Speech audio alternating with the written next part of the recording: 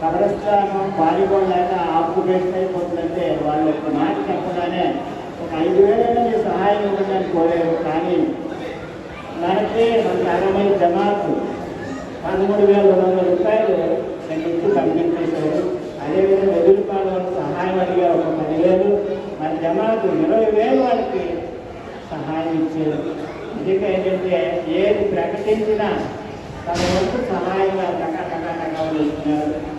ఈరోజు ఈ వినాదులన్నీ కూడా వినలేస్తే ఏ విధమైన ఇబ్బంది లేకుండా పిల్లలందరూ కూడా డొనేషన్స్ ఇచ్చారు. యూనిట్కి స్వరాల గురించి ప్రకటించగానే 2,40,000 రూపాయలు మన జనాలకు సంబంధించారు. ఇంత ఈ గురించి మీకు తెలియాలి. ముఖ్యంగా యూత్ వరకు ఏంటంటే మన తల్లులకి జ్ఞానం ఉండాలి. పిల్లలకి పిల్లలు పాల్గొనాలని వాళ్ళు నేర్పిస్తారు. ఏ ఇంట్లో స్త్రీ ఇస్లామిక్ పరిజ్ఞానం కలిగి ఉంటుందో ఆ ఇంట్లో హాయ్ అండి, మేము మిలాదున్నబి చేసుకుంటున్నామండి. ప్రవక్తలు కూడా ఏ ఇంట్లో ఆడుతున్నారో ఆ ఇంట్లో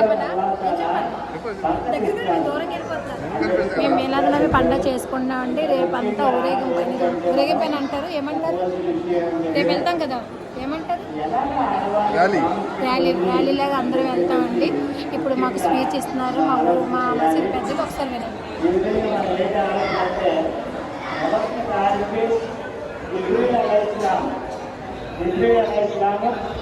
ఎదురయ్యి అని చెప్పాడు. అల్లా తాలా మీకు ప్రవక్త పదవులు ఇచ్చారు. అల్లా తాలా నీకు ప్రవక్త పదవిని ఇచ్చారు. లా ఇలాహా ఇల్లల్లాహు ముహమ్మదన్ రసూలుల్లాహి. అల్లా ఒక్కడే, అల్లా తాలా తప్పించి వేరే పూజలు ఆరాధ్యులు లేరు.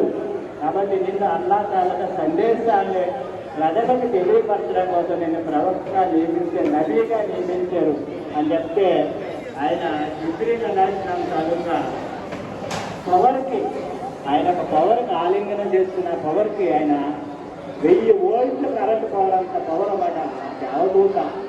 ఆ పవర్కి ఏమైంది, ఆయన ఏ విధంగా కూడా వెనకగా ఓడిపోతూ ఇంటికి వచ్చేసి మంచం మీద పడుకొని పోయి దుప్పటి కట్టేసుకున్నారు. అది అందుకే మనకి ప్రవక్త గారుకున్న 99 పేర్లలో కూడా దుప్పటి కప్పుకునేవాడా, దుప్పటి కప్పుకున్నవాడా అని ఒక బిరుదు కూడా ఉంది, లెక్కన కూడా ఉంది. అలాగైతే భార్య బీబీ ఖదీజా కొంచెం ఆయన తేడ తీరే వరకు కొంచెం